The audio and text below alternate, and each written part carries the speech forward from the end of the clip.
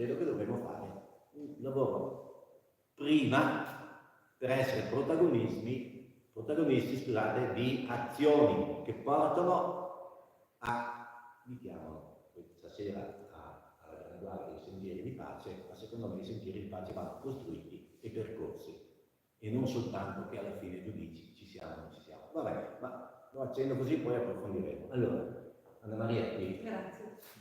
Lo saluto e poi grazie di essere venuto qui. No, grazie mille a voi e a te per aver organizzato questa serata.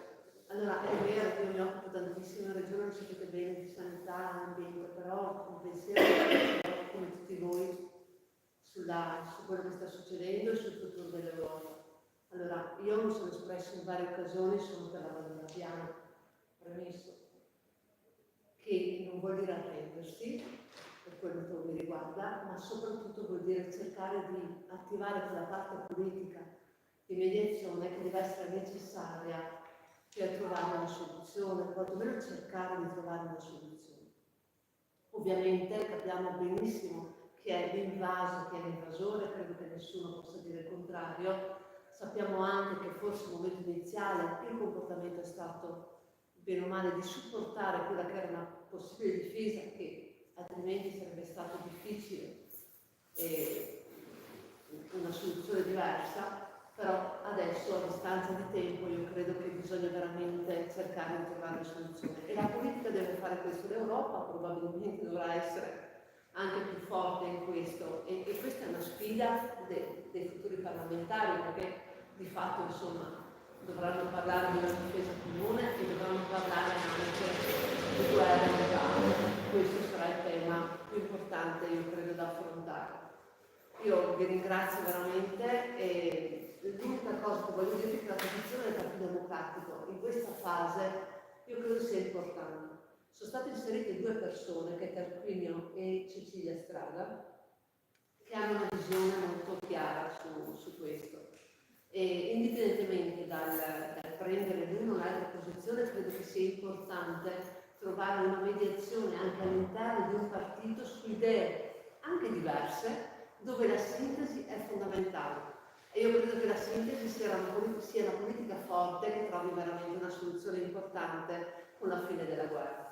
Grazie mille veramente. Grazie.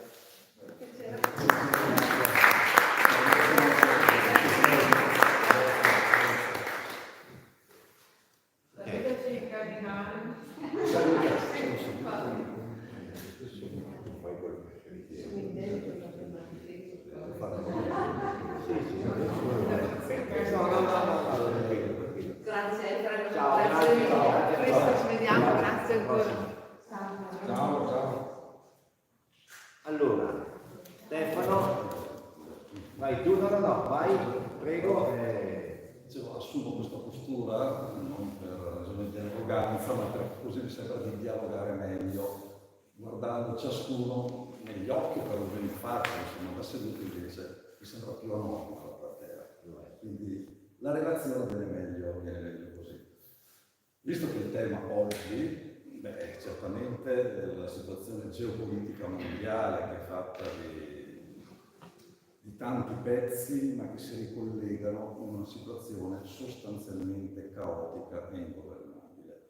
È esploso un grosso problema che esiste da sempre, da quando la globalizzazione ha preso il sopravvento, cioè il problema della mancanza di una governance politica, cioè di una capacità di condurre le vicende politiche internazionali al di là degli aspetti economico-commerciali, perché l'economia va alle sue leggi e di fatto ha creato questa grandissima rete di connessioni mondiali da cui non si può prescindere, possiamo anche isolarci, ma diventa alla fine un isolamento autodistruttivo. Il mondo è strettamente collegato, il problema è in che modo, e quindi questa rete di connessione di fatto come gestirla dal punto di vista economico, dal punto di vista sociale, ma anche dal punto di vista politico. E quindi il mondo si è trovato velocemente a vivere queste realtà intrecciate senza avere la capacità di dominarle, di controllarle, di gestirle. Ed è questo il salto di qualità enorme, ritengo, rispetto anche al recente passato.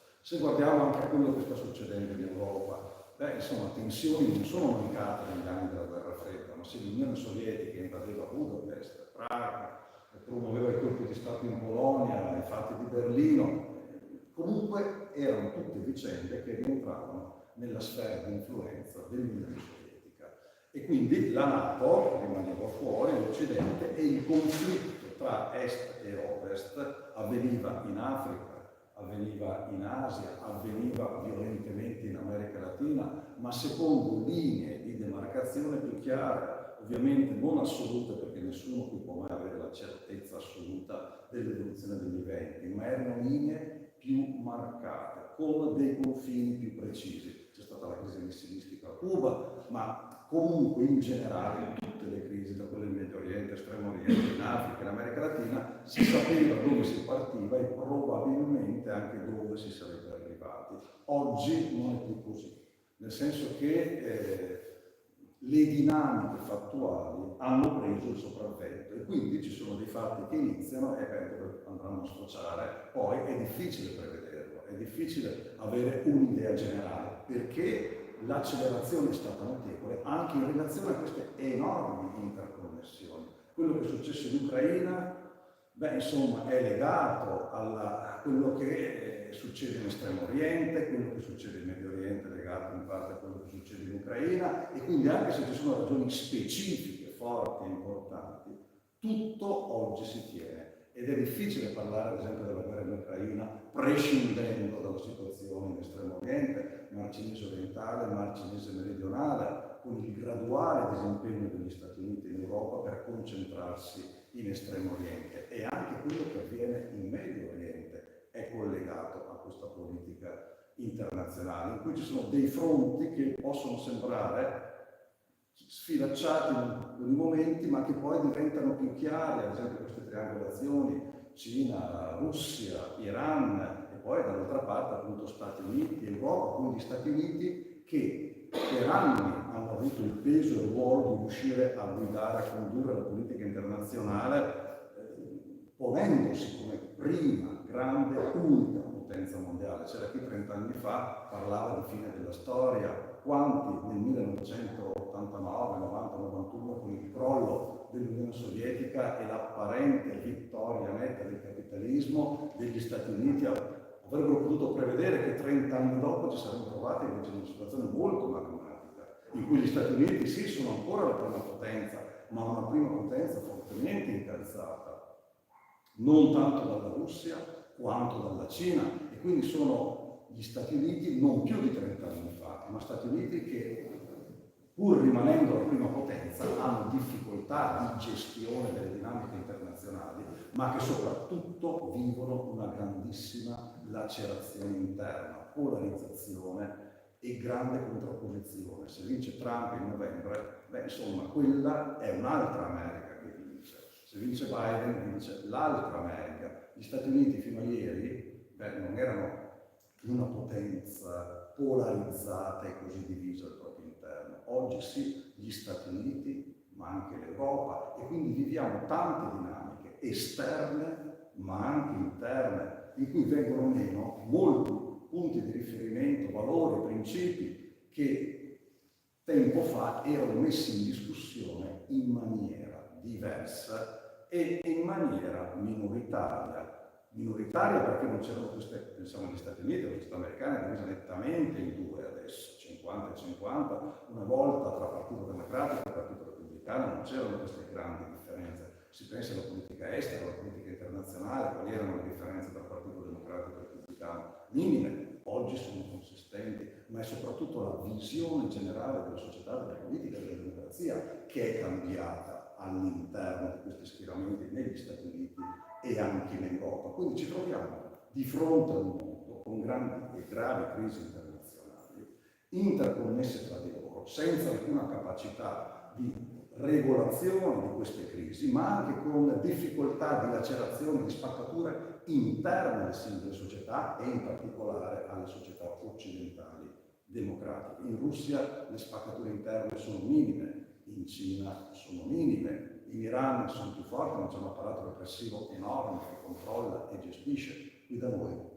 le difficoltà invece emergono con più forza. Allora qui ci si ricollega a quello che è l'Europa. Come è nata l'Europa? Qual è l'essenza dell'Europa? Non certo la visione di tecnocrati che decidono il peso della frutta o le dimensioni di un ortaggio. Non è tecnocrazia. L'Europa nasce alla fine della Seconda Guerra Mondiale con un chiaro, unico direi, obiettivo da realizzare attraverso vari percorsi, ma quell'obiettivo è la pace in Europa. Unione Europea significa sconfitta del nazionalismo, non ha altri significati l'Unione Europea. La trasformazione delle frontiere in confini. L'Europa fino a ieri, fino al 1945, è stato uno scenario di tragedie enormi, la Seconda Guerra Mondiale è l'apice, ma tutta la storia precedente, guerre di religioni, guerre imperiali, quello che sta facendo Putin adesso in Ucraina, era tipico in Europa, l'impero prussiano, austro-ungarico, era tutta così l'Europa, ma non solo l'Europa, tutto il mondo, ma in particolare l'Europa. Alla fine della Seconda Guerra Mondiale, dopo l'ennesima carneficina, dopo la più grave carneficina, i principali stati europei, 6 paesi fondatori, poi via via gli altri che si sono aggiunti, insomma, si sono guardati in faccia dicendo andiamo avanti così. Andiamo avanti con il nazionalismo, con il sovranismo, con le frontiere, con le separazioni. Se andiamo avanti così, tra un po' scoppierà in Europa la terza guerra mondiale. Quindi qual è il senso e il significato dell'Europa? L'abbattimento appunto delle frontiere, il superamento dei nazionalismi, la rottura di quella logica che è fatta di 3 tappe. Il nazionalismo, cioè noi siamo più forti, siamo più grandi, avevamo l'impero, vogliamo ricostruirlo, abbiamo un grande passato, ma per riprendere il nostro ruolo, la nostra posizione, dobbiamo difenderci dal classico nemico esterno. E qui scatta il secondo elemento, il secondo passaggio, che è l'autoritarismo. Cioè prima vi dico, insomma, dovete e dobbiamo tornare ad essere grandi, ad essere forti, ad essere quello che un tempo eravamo e che oggi non siamo più per la presenza di questi nemici esterni. Ecco il complottismo tipico di questa visione non solo di oggi, nell'epoca e nell'era informatica, ma anche di ieri, e quindi strettamente legato al nazionalismo. Quando io ho trovato un nemico sapientemente individuato, possono essere gli ebrei, possono essere gli immigrati, ad ogni latitudine e longitudine c'è un nemico giusto da individuare. Individuato quel nemico, io mi proporrò come autorità che vi difenderà da quel nemico. Ecco l'autoritarismo. Non può esserci democrazia in un nazionalismo spinto, perché il nazionalismo deve garantire il recupero della grandezza. C'è sempre una grandezza passata per ogni nazionalismo. Da Orban in Ungheria, che fa riferimento all'estensione dell'impero austro-ungarico, ridotto a 1/3 dopo la prima guerra mondiale, ad ogni altra forma di nazionalismo, il richiamo. Ma questo il richiamo al passato, alla grandezza del passato, che è ripristinabile soltanto in virtù di una forza centralizzata, di un autoritarismo che non può essere messo in discussione. Ma questo autoritarismo, che è la seconda fase, insomma, alla fine dovrà anche concretizzare la propria visione. Ecco che il militarismo, in molti casi, se dietro c'è una forza sufficiente a sostenerlo, il militarismo diventa lo sbocco inevitabile dell'autoritarismo, su cui si è costruita la propaganda per anni, cercando di convincere, di instillare questo bisogno di protezione che deriva dall'alto in maniera autoritaria. È far leva sullo spirito securitario che in ciascun essere umano, diciamo statisticamente e anche antropologicamente, è fortemente e in maniera prevalente presente e che è destinato ad emergere con più forza e prorompenza nei momenti di crisi, nei momenti di insicurezza, quando qualcosa non va, quando mancano le prospettive per il futuro, quando si sente instabilità e insicurezza. Ecco allora che lo spirito securitario viene alimentato da questa forza nazionalista, autoritaria e alla fine militarista. I meccanismi non sono mai cambiati da Adamo ed Eva in poi e sono più o meno gli stessi a livello mondiale. si ripropongono sempre con le stesse logiche. Io ho presente i discorsi di Putin 20 anni fa, ho presente quelli di Erdogan, sono stato anche in Turchia, sui comizi, la logica è la stessa, identica.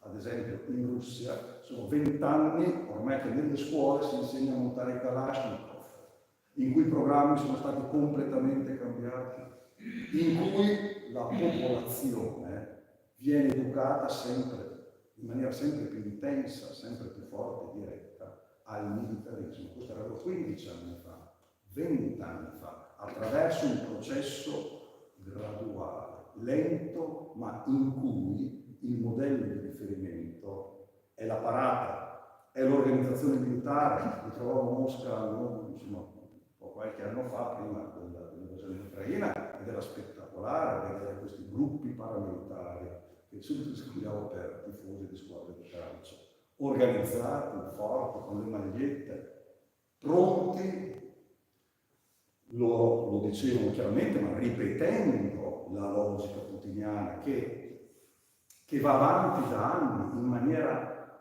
ferrea, dura, chiara, razionale e lucida, che è quella della riconquista della grandezza dello spirito e dell'entità russa, facendo sistematicamente riferimento allo zarismo e agli imperi zaristi.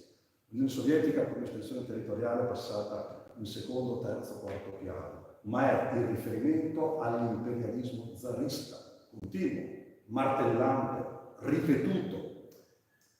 Nell'Europa centro-meridionale questo aspetto era assolutamente poco percepito e poco percepibile per storia, tradizione, cultura. Ma se fossimo andati nell'Europa centro-settentrionale, la prospettiva sarebbe immediatamente cambiata. Perché anche qui adesso io cerco il più possibile di farne così espressione di questi sentimenti popolari che tra l'altro io ho vissuto, ho contattato, ho sentito, sono andato alla ricerca anche anni fa, parlando con la gente, leggendo i giornali stranieri, cercando di ascoltare e seguire i mass media, e si capisce la differenza enorme. Ciò che determina la reazione non è un ragionamento razionale, sì, l'analisi va bene, ma è soprattutto la pancia. Io ricordo che nel 2007 e nel 2008, quando ad esempio l'Italia, la Francia, la Germania avevano buoni rapporti con la Russia di Putin, dalla Polonia ci dicevano siete deficienti, perché non avete capito con chi avete a che fare. Ma questo in base ad un'analisi razionale, non in base al vissuto, alla storia di quei popoli. Per loro, insomma, si tramanda di famiglia in famiglia, come parlare di nazismo a un ebreo. Se andiamo a Vilnius, in Lituania, al Museo dell'Olocausto, ci sono gli ebrei, c'è anche l'Unione Sovietica, perché loro vivono e hanno vissuto la presenza sovietica, ma ancora prima quella zarista, come non solo un'occupazione militare, ma come uno sterminio dei diritti, come una violenza subita nel corso dei secoli. E quindi, dopo la fine dell'epoca di Yeltsin, rivedere in Russia un regime che riprende pari pari gli slogan del Settecento, dell'Ottocento, della Russia diciamo più rurale, quella congiunta con la religione, quindi la Russia di, adesso non vorrei usare slogan abusati anche qui da noi in Occidente, ma Dio, patria, famiglia, Dio, patria, famiglia, con un intervento di sempre maggior forza e autoritarismo, ad esempio i diritti delle donne in famiglia cancellati da Putin, perché? Perché la famiglia deve essere patriarcale, Dio, patria, famiglia, quindi una visione esterna collegata ad una visione interna, repressione durissima del dissenso, eliminazione fisica delle persone, violenza ad esempio scatenata in Cecenia che è stata rasa al suolo, non soltanto il militarismo imperialista esterno, che è tipico, se vogliamo, di ogni politica imperialista, ma una politica interna di un certo tipo.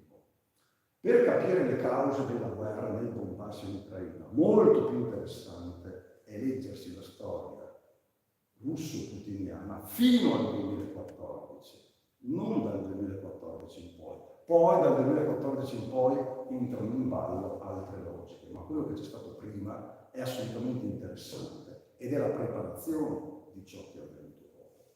L'Europa perché nasce? Nasce perché basta tutto questo.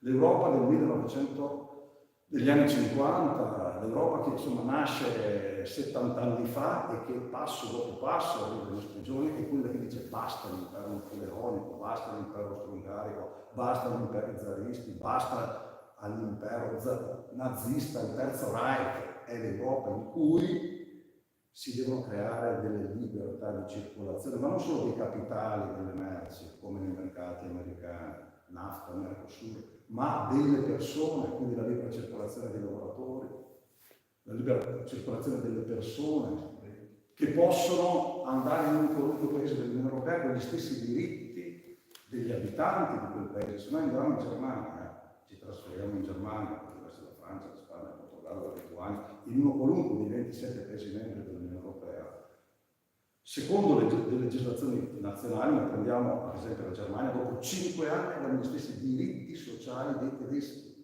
E attenzione, per muoverci non abbiamo bisogno di nessun permesso, perché questo ci viene automaticamente rilasciato. Come cittadini europei possiamo andare dove vogliamo, a vivere e lavorare all'interno dell'Unione Europea e possiamo godere dei diritti della sanità tedesca dopo un certo periodo di residenza e permanenza, l'assegnazione delle abitazioni, insomma, come se fossimo cittadini tedeschi. Quindi l'Unione Europea perché fa tutto questo? Fa tutto questo non certo per una visione economicistica, monetaristica, esclusivamente commerciale, parte dal commercio, sapendo che 70 anni fa non c'erano le condizioni politiche per spingere gli europei ad una adesione spontanea, politica, ideologica all'Unione Europea. Fino a poco prima si erano sganciati bombe sulle teste. Quindi l'Europa parte dal commercio, parte dall'economia, ma con questo intento, con questo obiettivo. Non è l'Europa dei tecnicismi, è l'Europa, così nasce 70 anni fa, per obiettivi di libertà, ma soprattutto di pace. Creiamo un continente in cui vengano meno le ragioni della guerra. E le ragioni della guerra su cosa si basano? Grazie. Su quello che ho detto sostanzialmente prima, da sempre. Nazionalismo, autoritarismo e poi militarismo. Questa non è una caratteristica di Putin, è la caratteristica generale dell'umanità, di tutti i popoli che, quando hanno agito in un certo modo, hanno seguito una certa traiettoria. L'Europa ha voluto essere l'eccezione, ci ha provato. Tra paesi che si sono massacrati fino a ieri, in Europa ci siamo massacrati. Proviamo una via alternativa, proviamo una strada diversa. Quindi il progetto europeo è un progetto veramente grandioso da questo punto di vista, perché rompe schemi non secolari, ma millenari che hanno riguardato l'umanità, millenari. Creiamo una comunità di pace, di benessere, di sviluppo, laddove fino a ieri c'era stata la frattura, la guerra, la carneficina, il massacro, e per più di 70 anni all'interno dell'Unione Europea questo progetto è stato pienamente realizzato. Oggi viene dato per scontato, ma attenzione, perché se noi mettiamo il naso fuori dall'Unione Europea, vediamo l'Ucraina, ma io torno adesso dalla Macedonia, le tensioni tra albanesi e macedoni slavi non si sparano più da 9 anni, dal 2015, ma fanno fatica ad essere superate, fanno fatica, il nazionalismo è ancora forte, basta andare nei locali sia in Serbia che in Macedonia, dove c'è la musica slava fortemente nazionalistica. Andiamo al concerto di Buča in Serbia, Ferragosto ogni anno, e lì si nota, si sente il nazionalismo che prima i serbi, solo l'unità dei serbi può salvare i serbi, e la forte congiunzione con Dio, dire con noi, Dio, patria e famiglia, la famiglia ovviamente solo quella tradizionale, perché rientra in questa visione di sicurezza, di protezione, di identità. Ecco, il sangue, l'identità, altro che giusto soli. Solo il sangue, solo il serbo, solo il macedone. Questa visione delle cose è ancora presente. Io ad esempio ho toccato con mano anche 2 o 3 giorni fa, però la prospettiva di aderire all'Unione Europea, ad esempio in Macedonia, è già un paese candidato, insomma, sulla strada, automaticamente cosa significa? Qual è la differenza? Lì lo si tocca con mano, la differenza è questa: torniamo alla strada sicura, tradizionale degli scontri etnici, appunto del nazionalismo, italiani contro tedeschi, contro austriaci, l'Alto Adige, la Francia. Lì lo si tocca con mano perché noi abbiamo perso l'abitudine qui, non lo riteniamo più possibile, là invece è ancora possibile. Le tensioni ci sono ancora, basta, lì c'è il Kosovo e le tensioni con i serbi, tra serbi e albanesi sono molto molto alte. Se non ci fosse la NATO, beh, insomma, probabilmente la guerra sarebbe già scoppiata anche in quell'area. Quindi lì si tocca con mano cos'è l'Unione Europea. L'Unione Europea non è la Commissione, il Parlamento, il Consiglio dei Ministri dell'Unione Europea, certo il trilogo che deve prendere le decisioni, il funzionamento, funziona bene, funziona male. L'Unione Europea è soprattutto questo, è superare la balcanizzazione per creare nel continente un'area di pace in cui non ci siano frontiere ma solo confini, quindi chi se ne frega se l'Alto Adige è italiano o austriaco, l'Alto Adige è europeo, chi se ne frega dell'Alsazia se è francese o tedesca, l'Alsazia è europea, ma chi se ne frega anche della Catalogna indipendente dalla Spagna, quando la Catalogna è comunque una comunità europea. In Irlanda del Nord ci sono ancora a Belfast 99 muri in piedi, arrotondiamo a 100, che dividono le due comunità. Sono muri aperti adesso, attraversabili, ma questo fatto è stato reso possibile dall'appartenenza dell'Irlanda all'Unione Europea contemporaneamente al Regno Unito, e nonostante la Brexit l'Irlanda del Nord rimane nel mercato dell'Unione Europea. Anche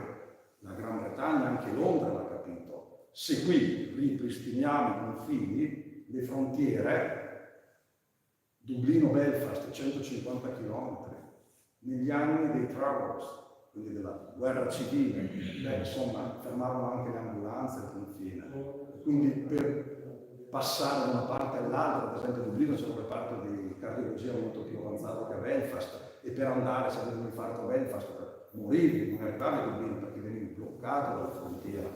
Anche Londra ha capito che la Brexit poteva significare la ricostruzione delle frontiere tra Irlanda del Nord e la Repubblica di Irlanda, e questo nel passato cosa ha significato? Guerra. Allora cos'è l'Unione Europea? Superamento delle frontiere per porre fine alla guerra. Ma superamento delle frontiere vuol dire fine del nazionalismo.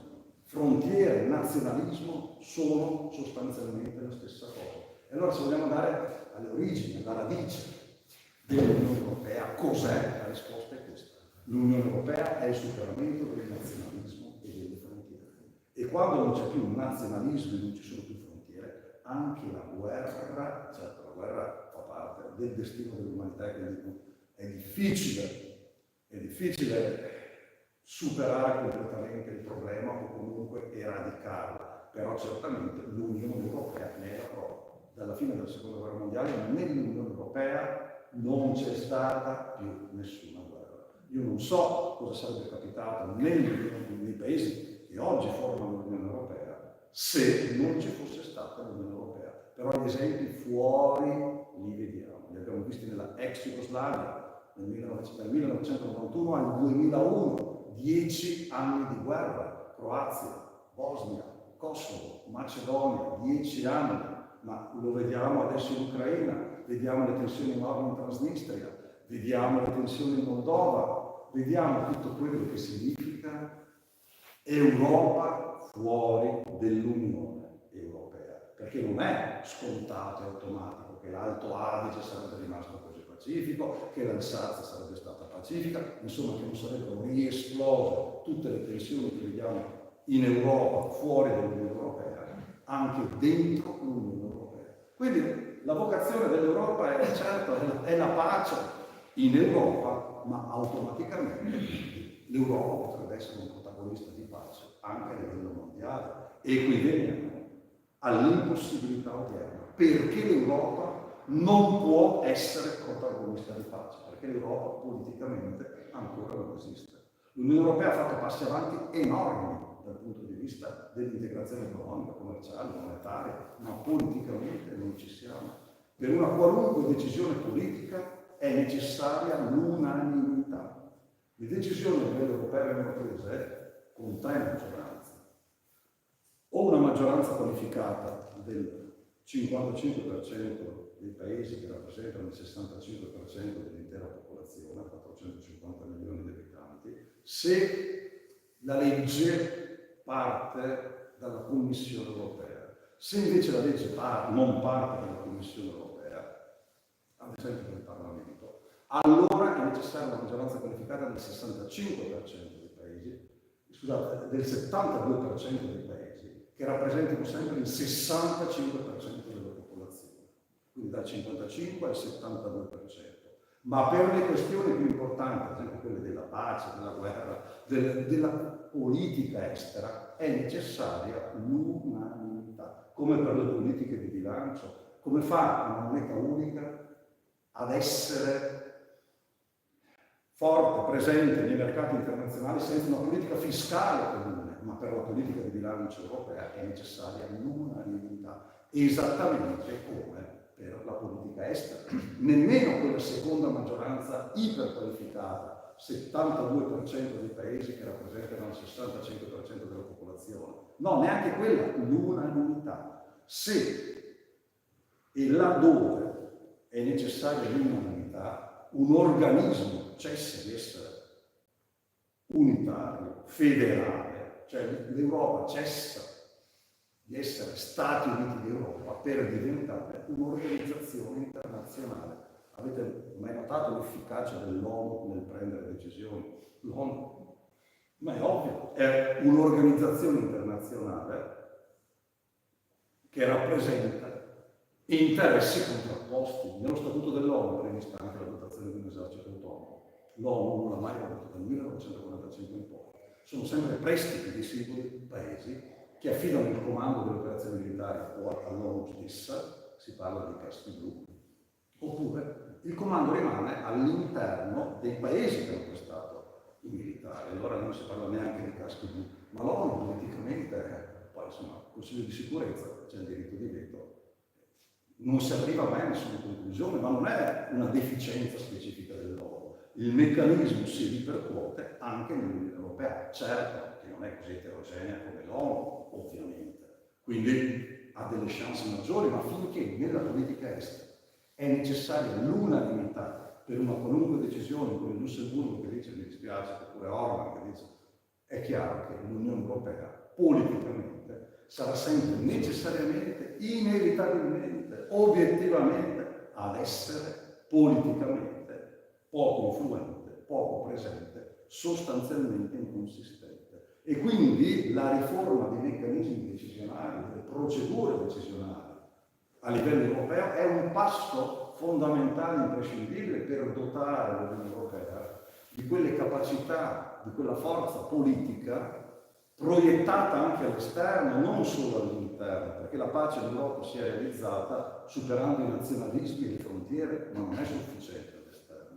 Per agire all'esterno ci vuole capacità di mediazione. L'Europa deve acquisire una soggettività politica che non può avere finché sarà composta di 27 paesi completamente non autonomi, ma del tutto indipendenti e sovrani.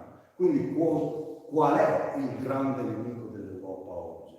Cosa impedisce ancora all'Europa di assurgere ad una posizione, ad un ruolo di potenza mondiale, di pace secondo la sua natura? Il sovranismo nazionale. Qual è la parola antitetica all'Unione Europea? Sovranismo, che è sinonimo di nazionalismo. Il sovranismo vuol dire riportare i poteri a casa nostra, quindi italiani, francesi, tedeschi, lussemburghesi che siano, padroni a casa propria, e quindi torniamo ad essere sovrani a casa nostra, perché i tecnocrati di Bruxelles non ci rappresentano. E questa è la grande sfida, la grande contrapposizione, il gioco delle parti contrapposte. Vogliamo un'Europa più integrata, consapevole delle proprie potenzialità e proiettata lungo la traccia della storia, così come si è delineata dall'inizio, oppure vogliamo un'Europa che gradualmente diventi un'organizzazione internazionale fatta di cooperazione economico-commerciale sul modello dei mercati americani, vogliamo un'Europa di quel tipo, è chiaro che un'Europa di quel tipo sarà assolutamente politicamente inconsistente e a livello internazionale ci sarà un'Italia, la Francia, il Lussemburgo, Malta e Cipro, ma non ci sarà l'Unione Europea. Si dice che sui migranti l'Unione Europea non fa nulla, verissimo, non ne ha i poteri. È un classico esempio in cui prima all'Europa non do i poteri, poi la accuso di non fare niente, ma la responsabilità è legata al fatto che i singoli paesi, i 27 paesi membri dell'Unione Europea, hanno praticamente tutti i poteri, o quasi, nella gestione dei fenomeni migratori. Quindi non si può accusare l'Europa di ciò che non è titolata a fare, di ciò che non può fare, ma si gioca molto anche qui probabilmente sull'ignoranza, cioè sulla non conoscenza né dei meccanismi procedurali né dei poteri effettivi dell'Unione Europea. E quindi l'Unione Europea cosa diventa? Diventa il punching contro cui scagliare tutte le inefficienze nazionali. Ma se prima non ho dotato l'Unione Europea dei poteri di intervenire, come posso poi accusarla di non essere intervenuta? E questo si collega perfettamente con quello che dicevo prima, cioè il complottismo, al nazionalismo, al fatto che tutti i problemi che ci riguardano derivano dall'esterno.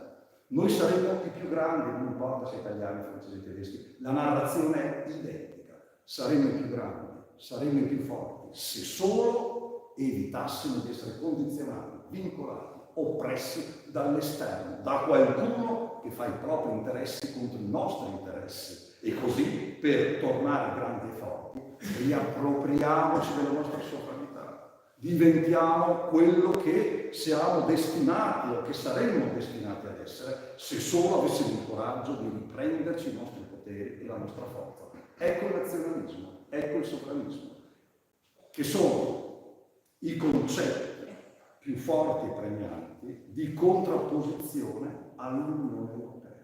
Quando si parla di sovranismo e di nazionalismo, automaticamente si distrugge dall'interno l'Unione Europea. Non sono compatibili le due cose. Un'Unione Europea basata su nazionalismi interni dei singoli Paesi membri è un'Unione Europea completamente diversa. È un'Unione Europea fatta di commerci, fatta di cooperazione economica, ma sarà un'Unione Europea in cui ci saranno nuovamente le frontiere, in cui gli interessi nazionali avranno un sopravvento, in cui non ci sarà nessuna risposta comunitaria alle grandi sfide mondiali e in cui ogni singolo Stato si sarà riappropriato della propria sovranità. Si criticano i paradisi fiscali in Europa, Malta, l'Olanda, certo, perché questo è indicativo non dell'Europa che non funziona, ma dell'assenza dell'Europa. In un'Europa che funziona, più integrata, non esistono più i paradisi fiscali. Perché? Perché c'è l'armonizzazione fiscale e poi ci sono politiche fiscali comuni. Ma laddove manca l'Europa, allora sì ci sono i paradisi fiscali.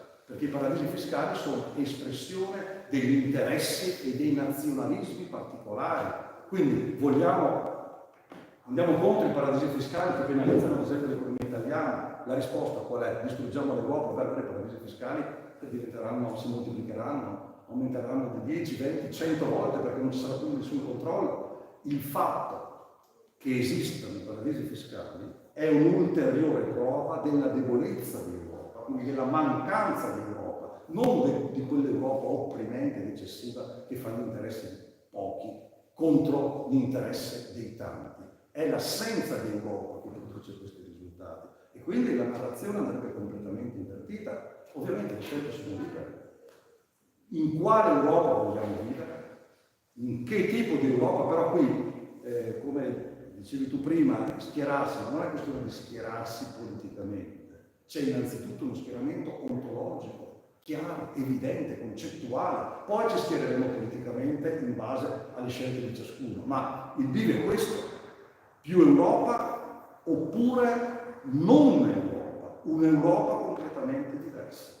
Non è che ci siano modelli diversi di Europa. O c'è quel modello di integrazione, gli altri modelli non sono modelli di Europa, sono modelli di nazionalismo e di sovranismo. E il dibattito in tutti i paesi europei in questo ambito è molto forte perché la tendenza generale, in controtendenza rispetto a crisi globali, che richiederebbero risposte da parte dell'Europa all'altezza della sfida, di fronte a queste sfide globali che interpellano non i singoli paesi, ma tutta l'Unione Europea, vediamo risorgere in Europa il nazionalismo, cioè la richiusura all'interno delle frontiere nazionali, proprio nel periodo in cui invece le provocazioni delle sfide mondiali, dal clima, all'innovazione tecnologica, alla guerra, alla pace, alla migrazione, di fronte alle grandi sfide globali, epocali, rispetto alle quali nessun singolo paese europeo è minimamente attrezzato, anziché velocizzare l'integrazione, rendendo ancora più stabili e forti le istituzioni europee per affrontare tutti questi problemi, dalla pace alla migrazione, al clima, tutte, no. Si torna a predicare una visione di chiusura sovranistica all'interno dei confini nazionali. E questo è un altro aspetto importante, significativo e, se vogliamo, anche paradossale dell'epoca che stiamo vivendo. Nel 79, quando si votò, negli anni 70, diciamo, quando comunque iniziava il dibattito per il Parlamento europeo, ci furono le prime votazioni, si votò per la prima volta, insomma, il 90% degli italiani era europeista. Non esisteva, era una piccola minoranza, perlomeno a parole, perlomeno a livello di sentimento, perlomeno a livello di percezione. Gli italiani vedevano nell'Europa un'ancora di salvezza, la prospettiva di un futuro migliore. E quindi era una piccola minoranza quella che contestava l'utilità dell'Europa. Ed era un periodo in cui comunque le sfide non erano globali come oggi. Era un periodo in cui il nazionalismo avrebbe potuto avere anche il proprio spazio. Oggi, fatto riferimento agli anni 70, ci troviamo 50 anni dopo in un contesto mondiale cambiato, in cui cominciamo a sentire che la pace è messa in discussione, quando fino a ieri l'avevamo per scontata con l'Europa. No, oggi le tensioni sono tante, ma non solo Gaza e Ucraina, c'è tutta l'Africa che ribolle. Le tensioni in Estremo Oriente sono enormi. L'estate scorsa, ad esempio, ero in Corea. Basta essere lì, a parte il fatto che arrivano i missili dalla Corea del Nord, ma per sentire le tensioni che vanno dalla Malaysia fino al Giappone, proprio a livello epidermico, e per capire come procedono le cose, la pancia della gente in termini di sentimento è importante, perché ti fa capire qual è la percezione. Qui da noi in Europa ci sentiamo ancora privilegiati, incomincia una certa preoccupazione per la pace, incomincia, ma se noi adesso affiancassimo una platea orientale dall'estremo oriente, qui sentiremo che le loro preoccupazioni sono molto diverse dalle nostre e molto più profonde dalle nostre, perché hanno una percezione diversa, vivono in un contesto diverso, sentono continuamente la minaccia, vedono i missili passare, esercitazioni continue. È un altro clima. Qui in Italia tutto questo ancora nulla. Leggiamo sui giornali, sentiamo i giornali, ma possiamo anche parlarne tranquillamente in maniera accademica. La guerra in Ucraina è lontana, Gaza è lontanissima, sì certo, prendiamo posizione, ci schieriamo, ma la sensibilità ancora manca, non c'è. E la prova che non c'è è che comunque anche in Italia nel 2024, in questo contesto mondiale, si parla di nazionalismo, si parla di sovranismo, si parla della necessità di mettere gli italiani al primo posto. Questo è un tema sentito, forte, prima ancora che ideologico, a livello di pancia, a livello di sentimento. Allora, io dico che di fronte agli scenari politici mondiali che incidono su tutte le popolazioni del pianeta, siamo in 8 miliardi, ed è ovvio che quello che percepiamo a vero non è ciò che si percepisce a Shanghai, oppure in Africa o in America Latina, è evidente, ma neanche a Kaliningrad.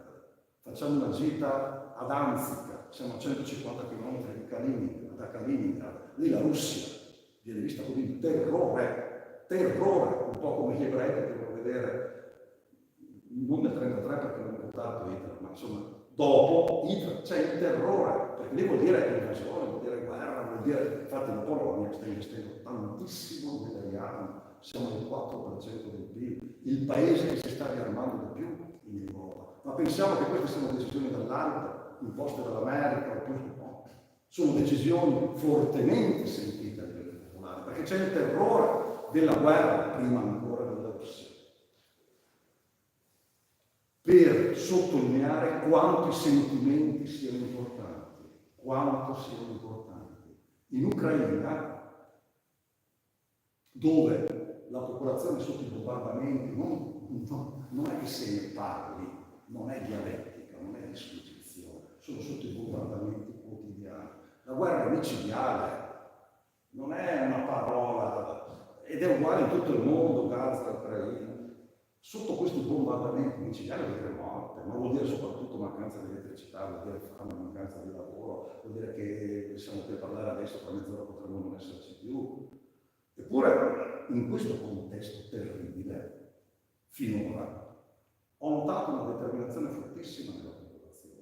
A livello maggioritario non è Zelensky che dall'alto, ma dopo 2 anni di massacro, di guerra, di clima che io definirei insostenibile, comunque a livello maggioritario, proprio a livello di pancia, di sentimento, andiamo avanti, anche di fronte alla prospettiva, al momento, insomma, di una difficoltà militare molto, molto evidente, perché anche in questi 2 anni di guerra, l'Ucraina, insomma, certo, rispetto all'invasione del febbraio del 2022, poi ha recuperato, ma adesso insomma c'è Luhansk, Donetsk, Zaporizhzhia, Kherson, l'offensiva si espande, non sono ravvisabili al momento grandi controffensive, vittorie sul campo, eppure, di fronte ai bombardamenti continui, di fronte non alla minaccia ma alla realtà, la gente in maggioranza reagisce dicendo beh, verremo massacrati, ma no tutti.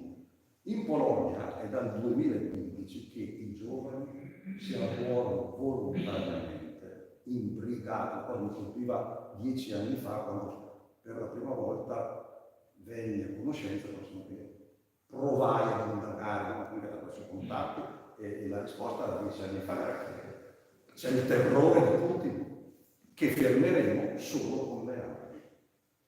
Allora questo per dire quanto le questioni della pace e della guerra dipendano da sentimenti prima ancora che da analisi di carattere generale.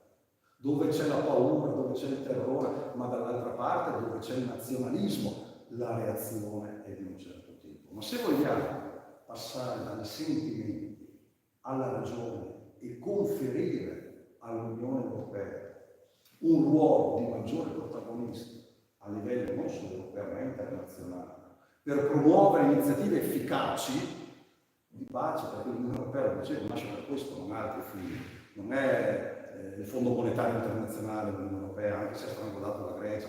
L'Unione Europea è pace innanzitutto, dobbiamo cambiare completamente la narrazione all'interno dell'Europa, perché finché in Europa, all'interno dei singoli paesi europei, prevarrà un certo tipo di narrazione, l'Europa continuerà a non esistere in tutte le più grandi sfide mondiali. L'Europa continuerà a rimanere un mercato di libera circolazione interna, tra l'altro destinata anche forse a regredire se queste politiche dovessero andare avanti, queste politiche diciamo sovranistiche interne, ma non potrà mai avere alcun ruolo protagonista. Quindi, per tornare diciamo al punto di partenza, l'Europa strumento e voce di pace impossibile finché all'interno dell'Unione Europea, nei singoli paesi dell'Unione Europea,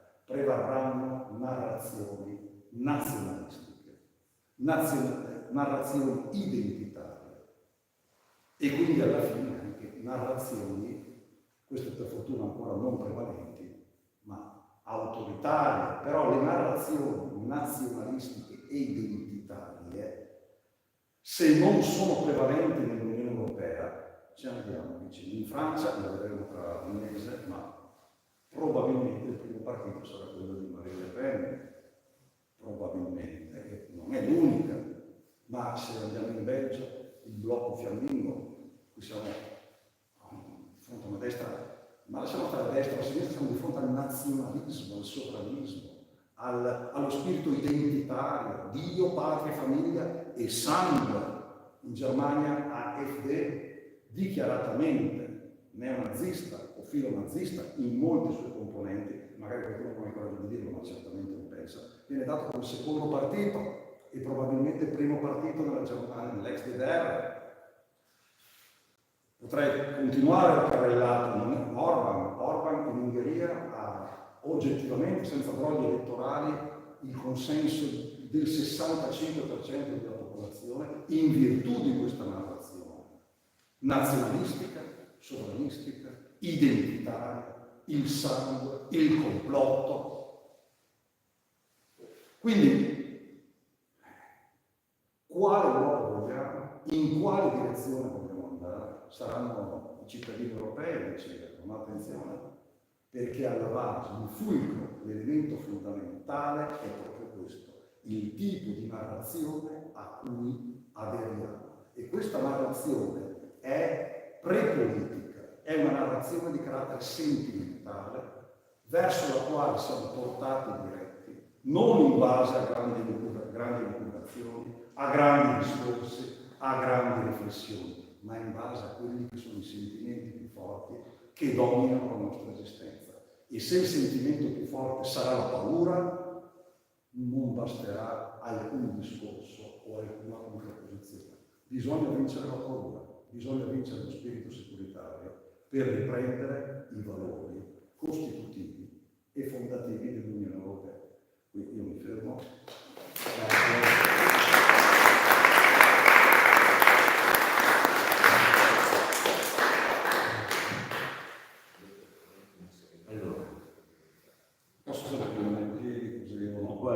Puoi fare quello che vuoi, grazie. Permesso. No, mi stavo domandando come procediamo, nel senso che, allora, io ho preso anche degli appunti, la cosa, il concetto che tu hai espresso è chiaro, rimangono tante domande, nel senso che sì, l'Europa, ma prima dell'Europa ci sono 27 paesi, nei 27 paesi succedono tutta una serie di cose che sono quelle che poi definiranno quella che è la posizione europea. Quindi da dove incominciamo? Ecco, io, siccome però non lo so, farei così. Farei parlare quelli che hanno espresso delle opinioni, delle domande, e così me la cavo, va bene? E poi da lì vediamo un attimo di andare avanti con la discussione. Allora, prima di le persone che hanno fatto delle domande sono qui, tranne una che mi ha detto che non posso venire, però io ti scrivo qualche cosa, leggo questo messaggio velocemente e poi sentiamo anche gli altri. Noi italiani siamo pacifisti per Costituzione, siamo nati in un paese che all'articolo 11 rifiuta la guerra come strumento di offesa o come mezzo per risolvere le controversie e la ammette solo per la difesa. Lo abbiamo capito dopo 2 guerre mondiali, inframmezzate da un ventennio di dittatura all'interno e di politica di aggressione all'esterno. Il ventennio. Purtroppo non tutti i paesi hanno governanti che condividono le nostre stesse aspirazioni, anzi ci sono paesi guidati da autocrati con una mentalità da vecchio nazionalismo ottocentesco che ritengono di poter modificare i confini violandoli con la forza e occupando territori ma non militari. Permettetemi una breve digressione suggeritemi da un amico studioso di storia. Quando li ha persi, la Russia, scusate, ha sempre perso e conquistato territori. Quando li ha persi, poi ha sempre avuto l'obiettivo di ritornare nei territori che aveva perso. Questa è la mentalità. La Russia ha vinto 2 grandi guerre difensive, contro Napoleone e contro Hitler, con una strategia basata sulla enorme estensione territoriale e sulla inesauribile disponibilità di materiale umano. Le guerre di aggressione invece le ha sempre perse, senza risalire al Medioevo, in Crimea, contro il Giappone e nella Prima Guerra Mondiale. Purtroppo questo atteggiamento aggressivo, figlio anche di questa storia, è stato incoraggiato dalla sostanziale indifferenza con cui abbiamo assistito alle 2 manifestazioni in Cecenia in Siria, in Georgia, Kazakistan, in Crimea. L'occupazione della Crimea è stata festeggiata stappando bottiglie bicentenarie con l'amico italiano, lo stesso che, riferendosi agli oppositori dell'amico russo, mimava simpaticamente una sventagliata di mitragliatrice. E tutti a ridere. Ora, con queste premesse, abbiamo incoraggiato tra virgolette, sarebbe Putin, ad allargarsi, contando sul nostro tacito consenso, voltandoci dall'altra parte anche questa volta. Cosa che sarebbe puntualmente avvenuta se la parata di carri armati in fila sull'autostrada dal confine russo a Kiev durante i primi giorni di guerra fosse entrata in città con la popolazione che infilava fiori nei cannoni. Purtroppo per lui non è andata così e nemmeno come la previsione dei brillanti geopolitici nostrani entro la fine del mese. È quasi finita, Sono passati 2 anni di guerra, di logoramento e di attrito, come si chiama ora, e una soluzione va pervicacemente ricercata, ma di fronte ad una controparte che ragiona solo in termini di rapporti di forza non possiamo affrontare una trattativa con la strategia dello struzzo, perché purtroppo la incoraggeremmo a non trattare, ma a risolvere la partita sul campo. Inoltre, ci sono troppe aree a rischio incidenti di Sarajevo, la Transnistria, l'enclave di Kaliningrad, i paesi NATO al confine. È proprio finita? Per tenere la guerra lontana da queste aree dobbiamo tenere il fronte il più lontano possibile e possiamo farlo solo sostenendo concretamente l'Ucraina. L'impossibilità di passare è il solo mezzo perché finalmente ci si sieda ad un tavolo per trattare. Era un po' lunga, ma era articolata e mi pare chiara. Su questa lunghezza d'onda, Giuseppe, tu vuoi aggiungere qualche cosa perché mi pare sia piuttosto in linea? Direi che è in linea con quello che penso. Parla forte che così si sente. Direi comunque che rispetto alle domande che avevo fatto ho già avuto delle risposte dal professore. Anzi, come battuta volevo domandare se è disponibile a fare il segretario del Partito Democratico. Locale o nazionale? Nazionale. No, non si sarebbe azzardato a dire locale,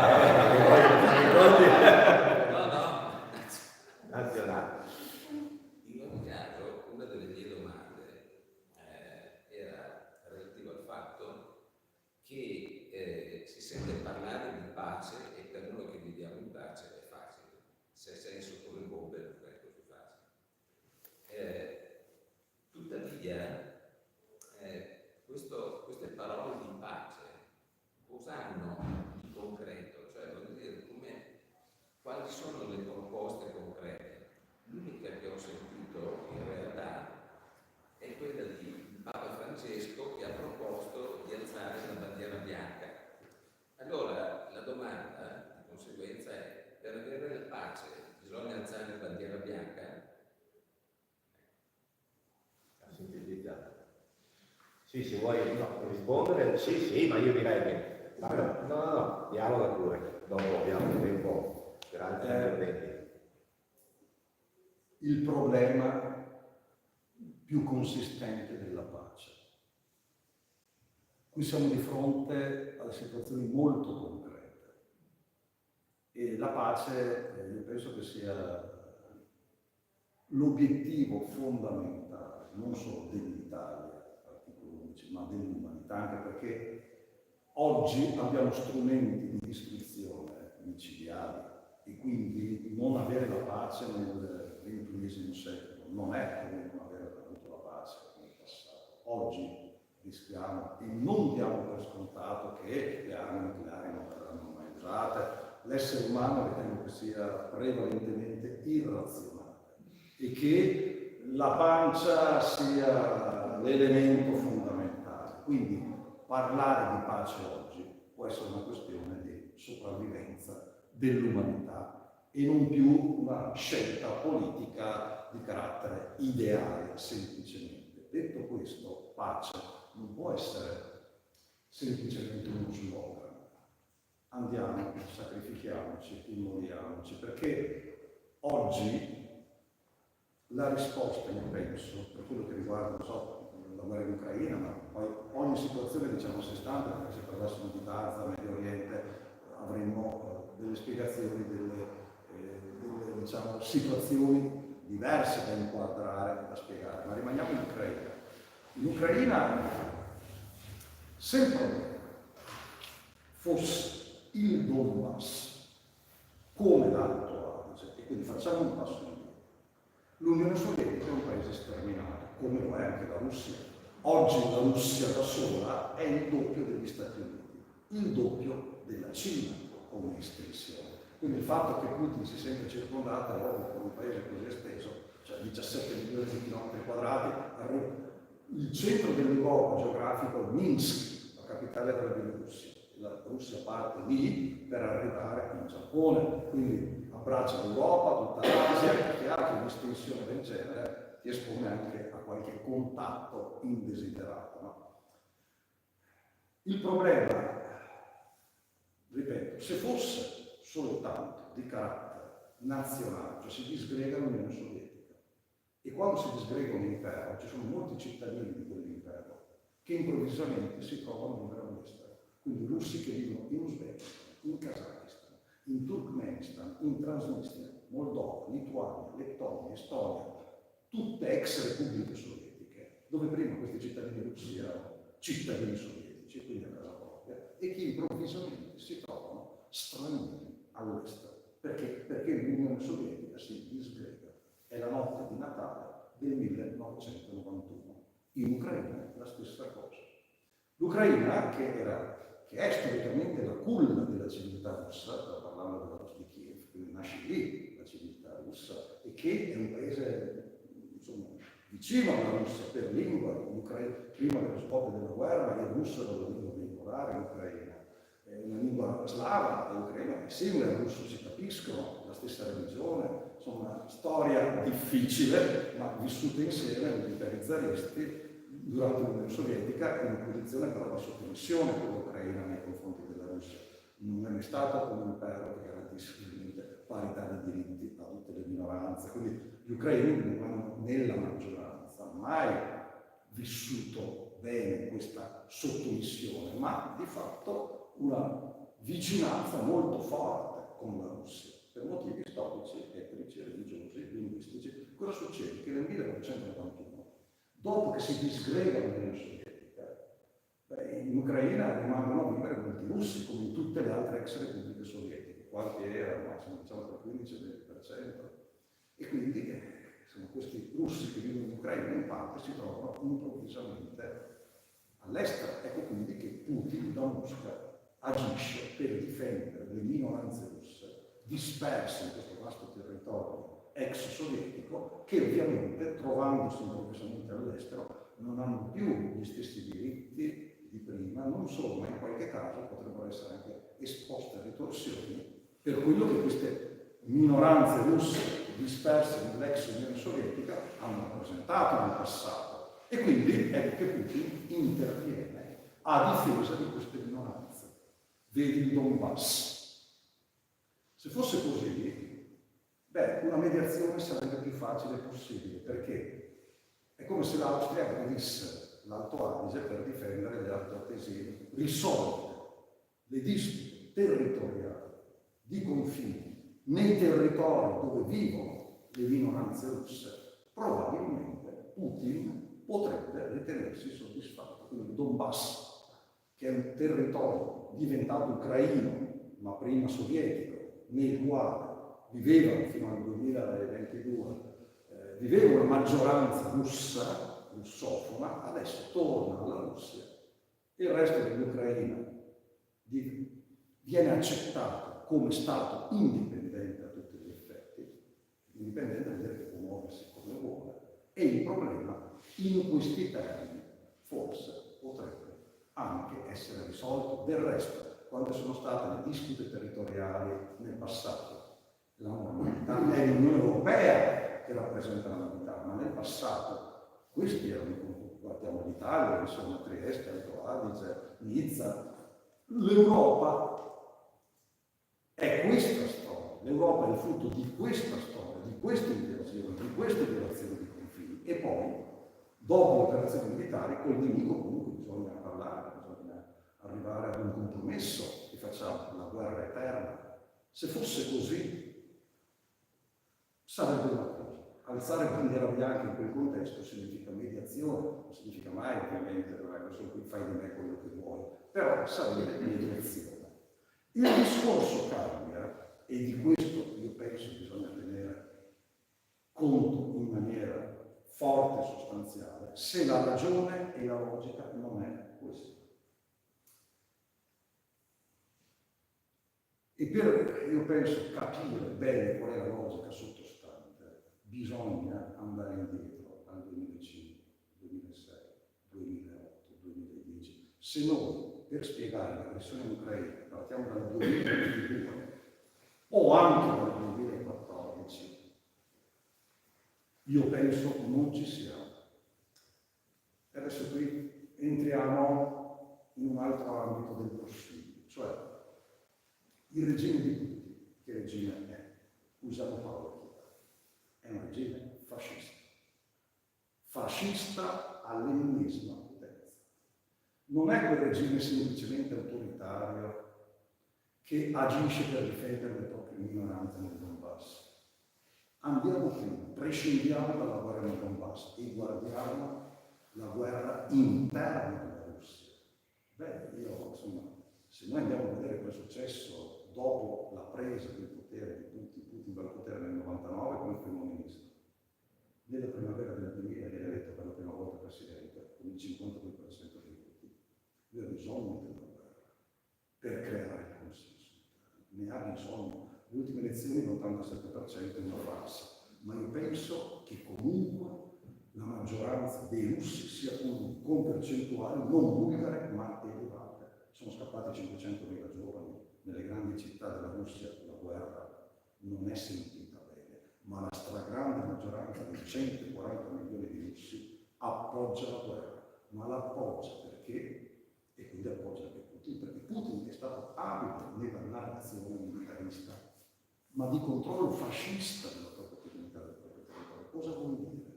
Vuol dire eliminazione sistematica e graduale di ogni forma di opposizione, dalle botte alle minacce, al noncio, all'eliminazione fisica. Vuol dire creare un rapporto strettissimo con la Chiesa ortodossa, perché come dice Kirill, Putin è l'uomo inviato da Dio. Inviato da Dio con quale obiettivo? Per difendere il sangue, l'identità russa, contro la malvagità e il relativismo occidentale. Che significa, ad esempio, che significa cosa? Prima cosa, i diritti individuali, i diritti civili non devono esistere. Esiste solo la comunità. Tra l'altro questo gioco riesce molto meglio a Xi Jinping, perché lì c'è una cultura confuciana e qui entriamo in un'altra ottica. Ma in Russia questo viene fatto per il bene di Dio, della sua volontà, che si incarna attraverso il suo messaggero. Queste sono le parole di Kirill, cioè, perché non vorrei che pensasse che queste sono le parole di Kirill, ma non da adesso, ma da anni e anni, con un bombardamento nei quiz televisivi, nelle trasmissioni dell'Amadeus che fa i giochi in Italia, no? In Russia si sganciavano le bombe in Europa con grande partecipazione. Alle elementari il Kalashnikov, imparare ad assemblarlo. Se un docente osa dire, qui diciamo pace, diciamo in Russia, ma non adesso, già da 15 anni, se è finito. Noi qui abbiamo pronunciato la parola pace. L'avessimo pronunciata in Russia, saremmo già stati, cioè la sopravvivenza di Russia è garanzia del fatto che non conti niente. Ma se c'è il sospetto che tu possa un po' contare, vieni sterminato, anche perché il diritto individuale è in contrapposizione con la visione totalitaria di un regime che è fatto di parate, manifestazioni, olio di ricino, manganello, eliminazione fisica, Dio, patria e famiglia, Dio, patria e famiglia. Kirill dice alle madri, insomma, si lamentano per la perdita di qualche figlio in guerra. Certo, è giusto che siate tu, parola di Kirill non vorrei che Dio vi abbia punito, potevate provvedere mettendo sul mondo 10 figli, 15 figli, così almeno avete perso 4 o 5, ne avreste anche 10. Secondo me, per tornare alla bandiera bianca, qui da noi non c'è la minima percezione, comunque una scarsa percezione di ciò che è nella realtà, nel vissuto quotidiano. Momento per momento il regime fascista putiniano. Regime fascista putiniano. Noi abbiamo festeggiato il 25 aprile. Benito Mussolini. Putin ha organizzato un regime più forte, più efficace, più duro. Se fossimo in Russia, tutte queste cose le sentiremo. Un regime fascista duro. Vivendo dall'esterno, Putin sembra un nazionalista che combatte per la difesa dei russi nel Donbass. E se noi, ripeto, ci limitiamo ad analizzare i fatti del Donbass, potremmo accreditare questa versione, perché in effetti quella è una guerra che si sta svolgendo e compiendo su territori abitati da russi che appartenevano all'Unione Sovietica. Ci sta. Ma per capire cos'è Putin, cos'è il putinismo e qual è il regime russo, non si può partire dal 2014. Questo sarebbe un errore strategico, però si deve partire dall'anno 2000.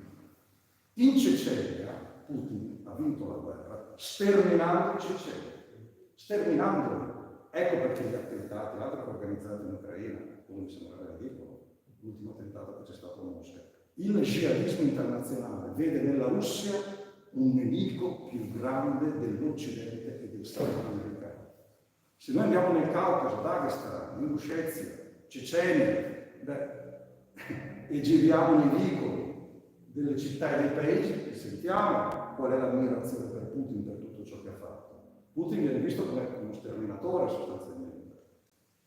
Ma questi sono popoli che hanno subito una repressione durissima, ma comunque in generale tutta la società russa, che dal 2000 gradualmente, in maniera sempre più incisiva, pezzo dopo pezzo, è stata completamente smantellata nei diritti civili e nei diritti individuali. Qualunque sia la posizione e la scelta che viene fatta, io penso che non si possa prescindere dall'immagine di quel regime, che è un regime fascista, un regime nazionalista, fascista, autoritario, che punta anche al totalitarismo. Quindi, quando noi abbiamo la consapevolezza di chi abbiamo di fronte, poi possiamo anche decidere. Ad esempio, queste non sono parole mie, riporto cosa si dice sulla stampa in Polonia, nelle repubbliche baltiche. Per loro Putin uguale a Hitler, e vedono il compromesso con Putin oggi come il patto di Monaco del 1938 con Hitler. Quindi il patto di Monaco con Hitler vuol dire che a Hitler si concedono i Sudeti, perché Hitler era aggressivo, diceva se non mi date i Sudeti facciamo guerra, no, prendete i Sudeti, alziamo bandiera bianca, no? E Hitler cosa fa? Subito dopo si prende tutta la Cecoslovacchia, poi invade il territorio di Danzica, scoppia la seconda guerra mondiale. Ecco, nell'Europa centro-settentrionale la logica è questa. Se noi permettiamo a tutti di vincere o comunque di ottenere dei risultati vantaggiosi con compromessi, la pace in Europa sarà finita. Altro che bandiera bianca. E io penso che comunque su questo si debba innervare il dibattito, cioè lasciamo stare il Donbass, lasciamo stare Zaporizia, lasciamo stare Kherson e cerchiamo di capire con quale regime abbiamo a che fare. Ma per capirlo bisogna entrare in quel regime. Qui l'ONU conta poco, contano poco i compromessi internazionali. Quelli vanno bene per le guerre tradizionali. Se quella di Putin fosse stata una guerra, appunto, nazionalistica per difendere i russi del Donbass, sarebbe perfetto il compromesso. Anche attraverso una cessione di territori, alla quale magari si dovrà arrivare, non lo so, ma attenzione però, tenere sempre presente qual è la realtà che hai di fronte. E questo secondo me spesso non avviene perché non si analizza bene quello che avviene dentro la Russia. È più facile analizzare gli eventi esterni, perché la guerra nel Donbass insomma, è abbastanza chiara, okay? I russi dicevano, qualcuno colpevano come sempre gli ucraini, ma non è quello il punto della faccenda. Qual è il regime con il quale ci confrontiamo? Questo è il grande punto interrogativo. E poi in base a questo si danno le risposte. Il partito di Putin e il KGB in sostanza. Diciamo che in Russia i servizi segreti sono fortissimi, non c'è nessuna dialettica politica, proprio zero, c'è una pressione civile, veramente, ma non nel 2024, era così anche nel 2011, sempre di più. E mi ricordo che quando io ero a Mosca, poco prima che si la guerra, c'era una manifestazione dei pensionati. Ho visto lo schieramento delle forze dell'ordine, pensate che la Russia è stata invasa, evidentemente non so da chi, ma no. Poi si è andato a vedere, era la piazza del Maneggio. Ci saranno stati 150 pensionati, tra l'altro intimiditi, erano lì riuniti, fermi, circondati da un blocco di polizia, 150 pensionati, c'erano stati 5.000 poliziotti, e io ho chiesto più volte, ma scusate, siete qui proprio per quella manifestazione, è autorizzata, una manifestazione autorizzata, perché stiano lì 20 minuti, fermi, se qualcuno si muove, però eravamo ancora negli anni della tolleranza, adesso probabilmente questo non accadrebbe più. Cioè, io ho parlato anche con giovani, ad esempio, terrorizzati, cioè dicendo, insomma, veramente un clima fascista. Sì, però io... Va bene. Ma la domanda che faccio io è, dopo do la parola di Lia che magari ha anche lui delle domande, ma metto dentro la mia riflessione.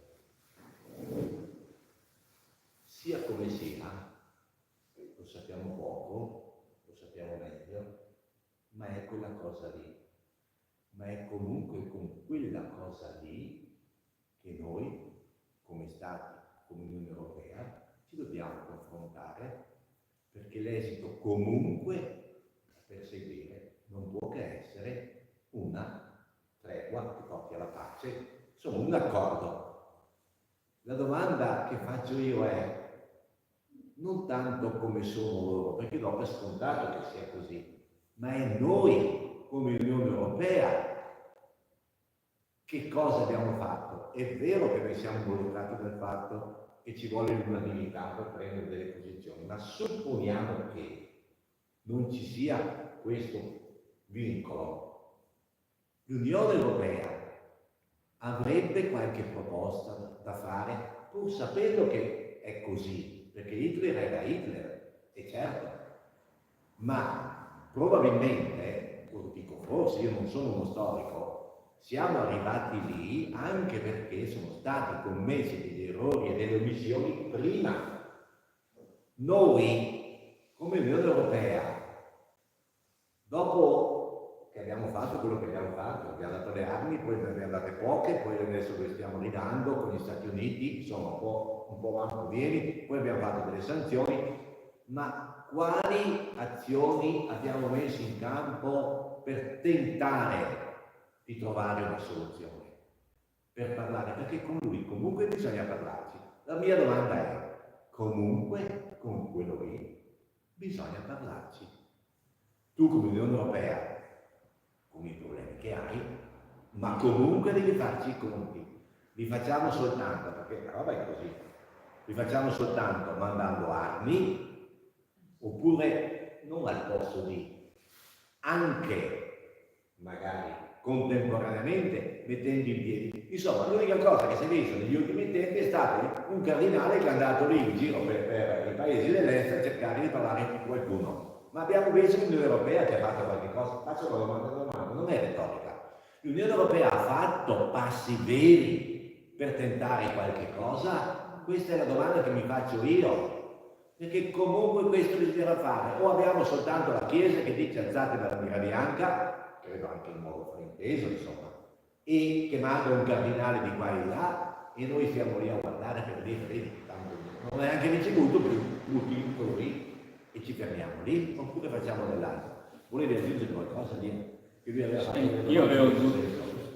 Io ho due domande da farle, una è conseguente dell'altra, e sostanzialmente da come si stanno muovendo i partiti e eserciteremo un diritto di voto importante, non vedo, c'è uno scoraggiamento, perché i veri mali del mondo e dell'umanità sono la contrapposizione di guerra e pace.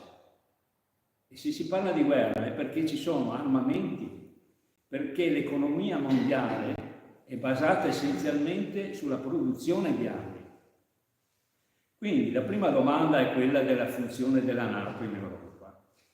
L'Europa sta per riorganizzare gli eserciti europei in un unico esercito. L'intento mi pare che sia anche quello di sostituire la NATO, forse, ma sostanzialmente il problema non è quello. Io mi sono rivisto un attimo il principio del filosofo Kant, che diceva 2 secoli fa che bisogna far scomparire del tutto gli eserciti permanenti. Sono passati 2 secoli e l'Europa pensa ancora che bisogna produrre armi e costituire un nuovo esercito unitario che abbia più possibilità di interferire con la politica europea che non c'è, ma sostanzialmente questo vuol dire di conseguenza che non c'è la possibilità di avere un'alternativa. E l'alternativa sarebbe la seconda domanda, è quella che l'ONU, perché ha detto bene anche lei, l'ONU non conta nulla, ma sostanzialmente non vedo tra i futuri candidati delle elezioni, che non si capisce ancora bene quali siano, anche nel PD critico molto il loro comportamento organizzativo, perché poi contano sempre gli amici degli amici. Mi dispiace questo dirlo, anche se poi voterò sempre il PD, ma sostanzialmente devo criticarli. Ma anche in questo caso ci sono 2 candidati che ha citato l'Anna Maria, importanti, che sono pacifisti quanto lo sono io. I pacifisti però, quanti siamo nel mondo? Siamo pochi. Però riflettendo sappiamo che la maggioranza dell'umanità è per la pace, quindi è pacifista. Allora perché poi si va a eleggere delle persone che condizioneranno il nostro futuro? È il problema della consapevolezza di cosa si va a votare e di chi si candida. E questo è un altro problema.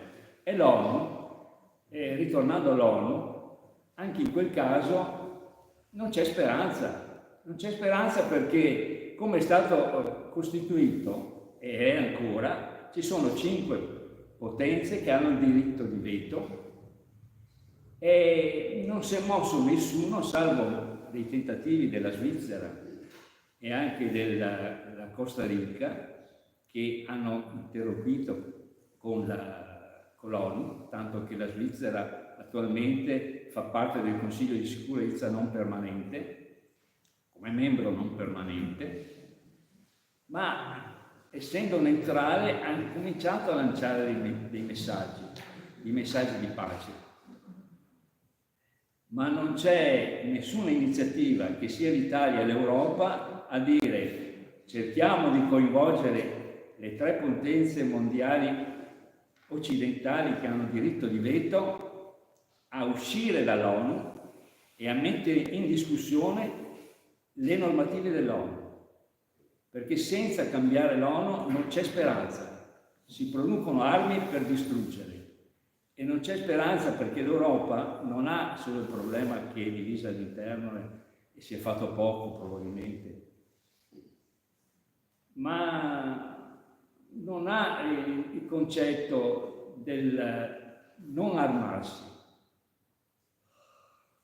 Nella mia famiglia siamo in 5 e io sono l'unico che parla di queste cose di pace, gli altri dicono no, serve la difesa.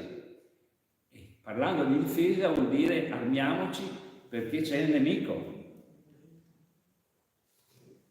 Quindi vorrei su questi due aspetti della riorganizzazione degli eserciti europei e sul meccanismo ONU che non si riesce a scardinare, che praticamente sono delle persone che siedono in un consesso internazionale ma non hanno nessuna possibilità di agire, lei l'ha detto chiaramente, l'ha illustrato bene. C'è qualcuno che si deve muovere per queste cose e cambiare completamente anche l'ONU? Ok, Sarà difficile. grazie. Sentiamo un altro intervento. Io non sono, mi dispiace, ma proprio dissento. Anche io dissento sempre, guarda. Perché intanto non è vero che le guerre vogliono solo i governanti, ma spesso li vogliono i governanti. Ci sono delle persone che hanno svolto una politica repressiva, che sono state elette, e la Turchia non è come la Russia, però Erdogan ha tutte le attività di repressione delle libertà civili, eccetera, eccetera, non le ha fatte, è sempre una persona assolutamente votata. Non è... Non ho capito chi, scusa? Erdogan.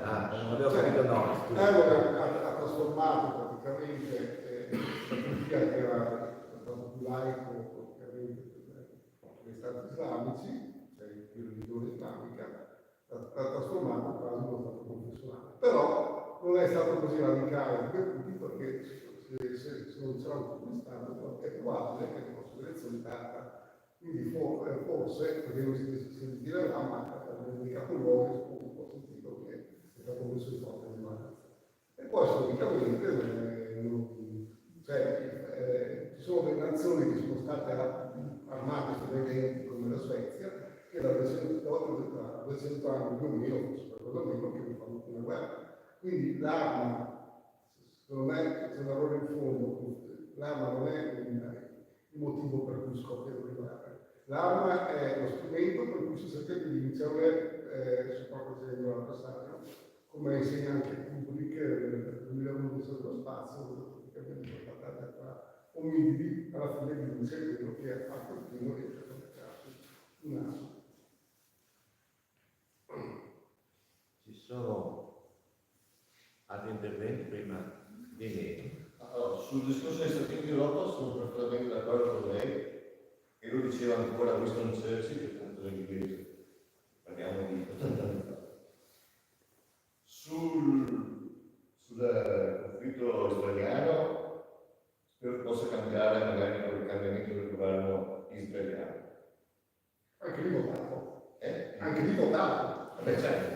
Votati, cioè, no, appunto, però voglio dire, hanno votato gente come gli iperortodossi che vogliono lo Stato ebraico nei tempi della Bibbia. No, è chiaro, però No, che hanno votato in non è in discussione questo, però. Sì, però c'è la possibilità, No, facciamo la una due. possibilità delle votazioni, diciamo. sì, per dire che non sono, per esempio, per smentire il fatto che sono i popoli che sono artefici del loro destino, non sono i governanti. Invece sul discorso ucraino, qualora gli ucraini si stufassero di combattere, perché può anche essere, visto che vogliono la libertà come noi e la democrazia, e si arrivasse a una tregua, non si potrebbe fare in modo che, partecipando all'ONU, compresa la Cina chiaramente, dove ci sia veramente l'ONU presente, sul territorio occupati da Putin,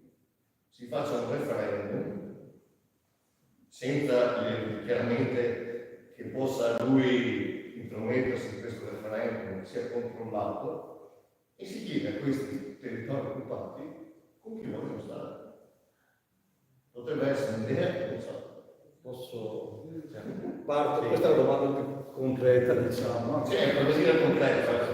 Questa diciamo, sarebbe la soluzione perfetta in un contesto democratico. Il problema è che adesso nel Donbass, nei territori occupati, la popolazione filucraina non esiste più. Esatto. E difficilmente potrà tornare, quindi questa soluzione adesso penso che sia assolutamente improponibile perché manca la popolazione sostanzialmente. E teniamo presente che gli ucraini, un discorso che facevo prima, dopo la dissoluzione dell'Unione Sovietica, la notte di Natale del 1991, hanno cambiato registro rispetto pur nella fratellanza storica di religione, cultura, storia, etnia, pur in tutto questo gli ucraini, in uno stato comunque devastato, difficile, corrotto, con tanti problemi, hanno imboccato una strada diversa. Cioè dal 1992 gli ucraini hanno detto basta con la Russia in tutte le sue versioni, che sia zarismo, che sia comunismo sovietico, che sia stalinismo, che sia basta. Non vogliamo più sapere la stragrande maggioranza della popolazione ucraina. Nel Donbass questa soluzione non è più possibile, cioè bisognerebbe ritornare alla composizione etnica precedente del 2014, che sono 10 anni che si combatte per arrivare ad una votazione referendaria. È improponibile perché Putin non consentirebbe mai di permettere il rientro, è evidente. Quindi di fatto se devono esserci concessioni territoriali ci sono sulla base delle conquiste militari a questo punto. Non ci sono alternative democratiche, quindi Putin è arrivato a conquistare Donbass, Zaporizhzhia e Kherson e si dice come? E dice fermati qui come si è fatto nel 1938, ti concediamo tutti questi territori anche perché per Putin perderli vuol dire perdere il potere all'interno della Russia, comunque creare delle situazioni difficilissime perché quello russo è un regime di guerra militarista fascista, come Mussolini che perde la seconda guerra mondiale dopo averla scatenata, si rivolge agli italiani e dice vabbè ho perso la guerra, perché sono sempre il vostro duce, continuate a riporre la fiducia in me. Non è pensato in quell'ottica, in quel tipo di regime. Quindi Putin deve portare a casa una vittoria militare. La stessa cosa ha fatto con la Crimea, nel 14. Sì. Con la Crimea però tutto si è svolto pacificamente, diciamo, perché la Crimea è storicamente russa, è stata regalata da Khrushchev alla Crimea, così come suggello dell'amicizia tra russi e ucraini nel 1954, e quando ci fu il referendum nel 2014 diciamo che tra il 65 e il 70% della popolazione in Crimea era comunque russa. Quindi è stato un referendum diciamo che non aveva i crismi democratici, anche perché votavano così, però certamente la Crimea è una regione storicamente russa, non c'è dubbio. È chiaro che Putin la Crimea non la volerà mai. Questo è scontato, è inutile che ci diciamo che è così.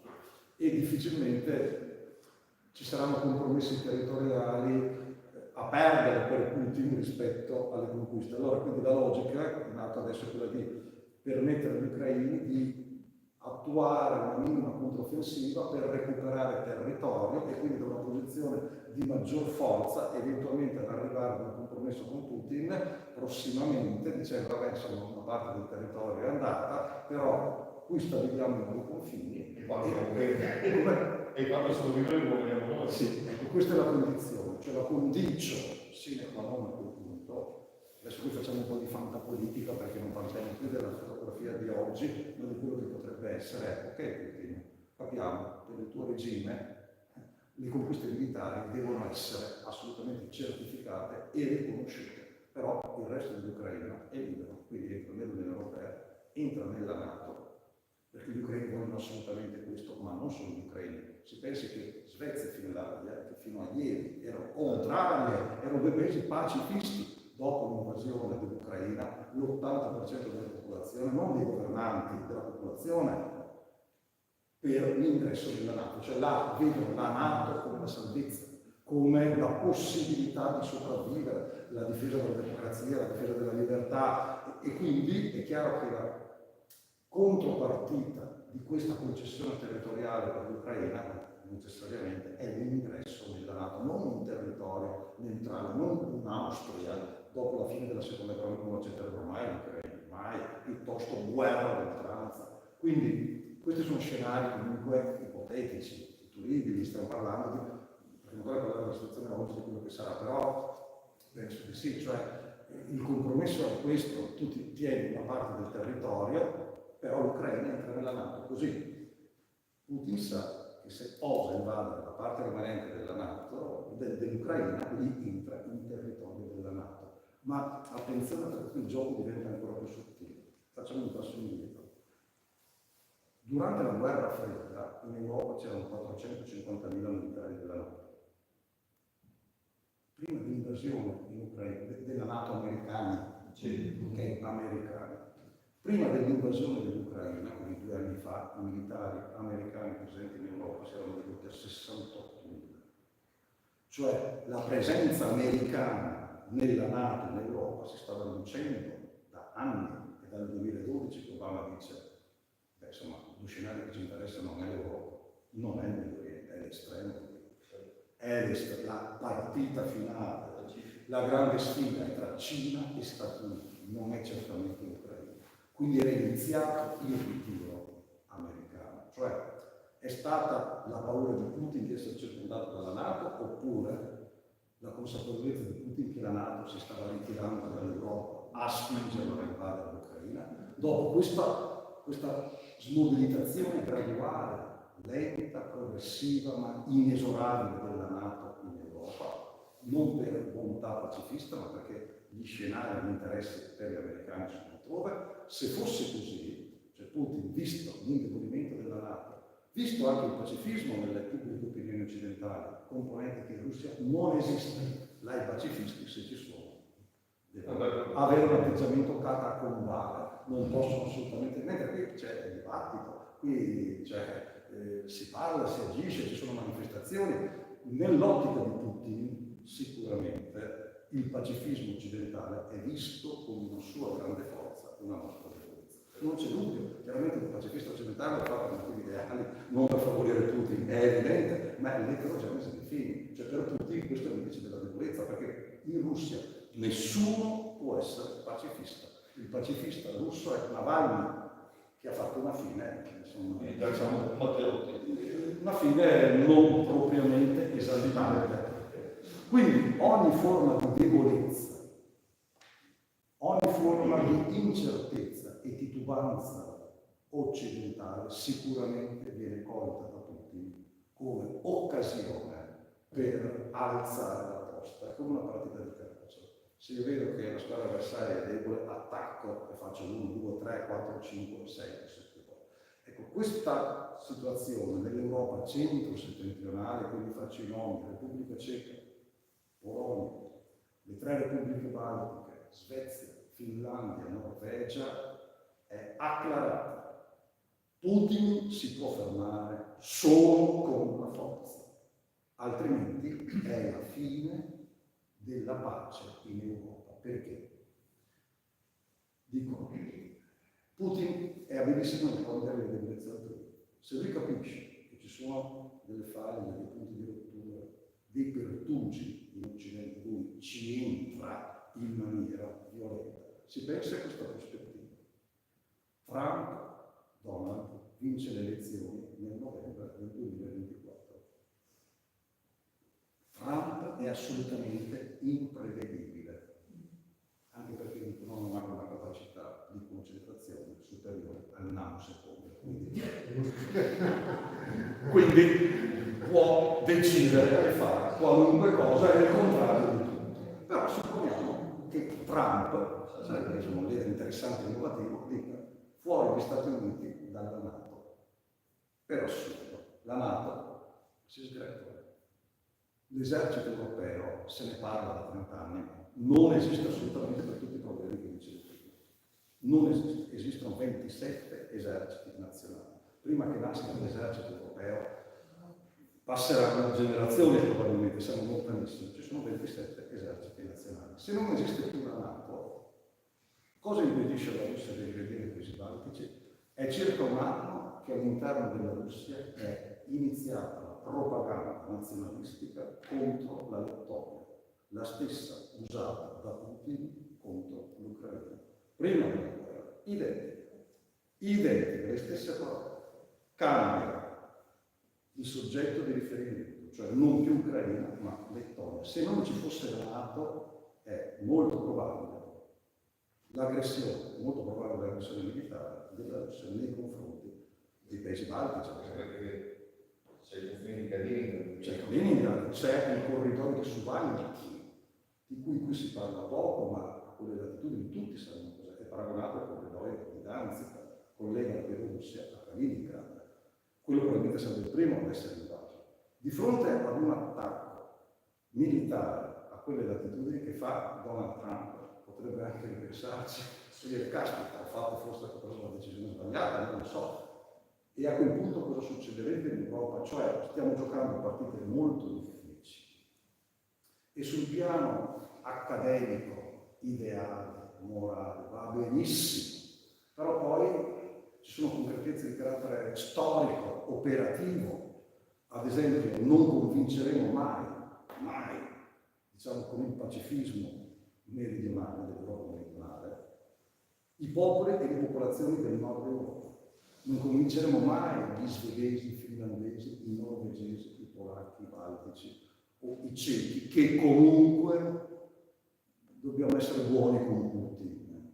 Non li convinceremo. Perlomeno oggi è assolutamente impossibile. Perché? Perché loro hanno un terrore di Putin e pensano anche questo, che se saremo buoni con Putin e arriveremo ad un compromesso oggi con Putin, tra un po' sarà certa la terza guerra mondiale in Europa. Perché danno per quasi scontato che Putin, per la natura del suo regime, di fronte a proposte pacifiste, reagisca interpretandole come chiari segni di cedimento, appunto come una bandiera bianca. E questo per lui sarebbe il via libera ad invadere altre porzioni d'Europa.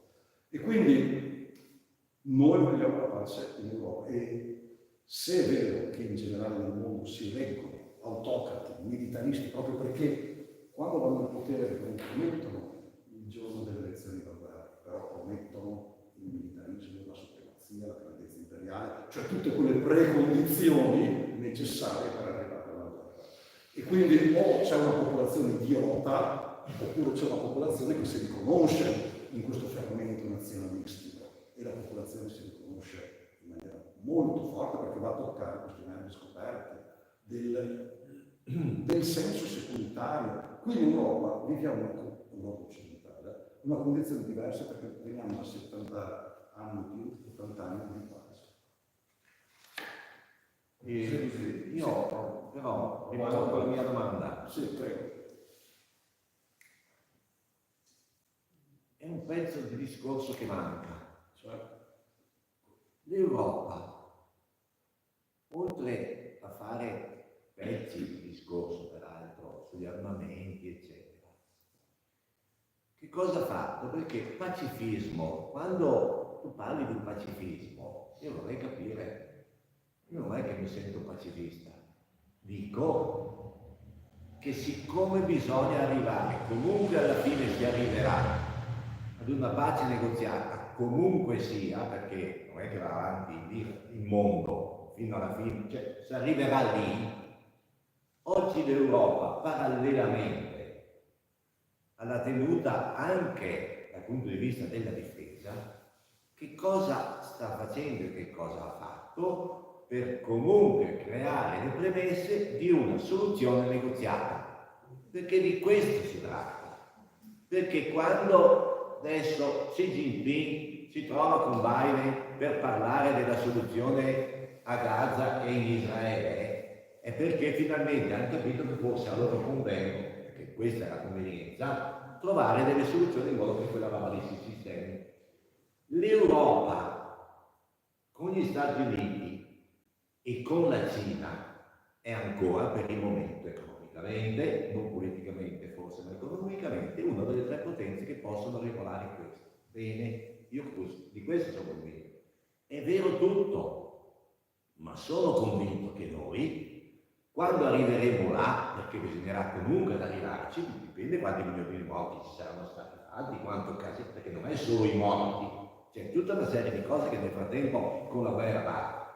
Guardiamo solo l'ambiente, per esempio, quello che produce la guerra, andiamo avanti. Quando ci arriveremo là è perché queste tre potenze avranno trovato strumenti per fare in modo che anche Putin, perché Putin dipende comunque dagli equilibri di queste tre potenze. Allora la domanda che rifaccio è: l'Europa, nonostante le debolezze dei trattati, eccetera, eccetera, che cosa ha fatto in questi ultimi tempi, che cosa sta tentando di fare per arrivare là? Parallelamente, non dico al posto di, parallelamente, io non vedo niente. In questo dico che siamo mancanti. Allora se la causa potrà essere che non ci sono i trattati, non c'è... Vediamo quali sono le cause. Ma è un dato di fatto, secondo me, che manca un pezzo di azione politica che potrebbe essere esercitata da una delle tre grosse potenze economiche del mondo. Questo è che manca. Il pacifismo, e poi la chiudo qua, ci credo io su queste cose, perché andiamo a vedere quelli eletti. La pancia, certo, ma la pancia viene fuori da una narrazione, e la narrazione chi è che la crea? La creano i media, perché noi siamo tutti lì che beviamo dai media, giornali, televisione, social. E chi è che sta dietro ai media? Comandamento quinto. Questo è. Allora, quando voi mi dite certo la democrazia, siccome vi posso dire il minore dei mali, va bene. Però, attenzione, anche a Mussolini gli facevano così le piazze piene. Perché c'erano anche loro i sistemi per convincere la gente. Quindi, attenzione, io dico, la gente ragiona con la pancia. Io sono convinto di questo, è vero, ma la narrazione è così perché noi abbiamo tutti i media che invece di parlare di certe cose che per esempio mancano, c'è qualche giornale, televisione che dice l'Unione Europea in questi ultimi anni non ha portato avanti nessuna iniziativa di pace, di tregua, nessuna proposta. C'è qualcuno? No. Allora io dico, vanno bene le cose messe assieme.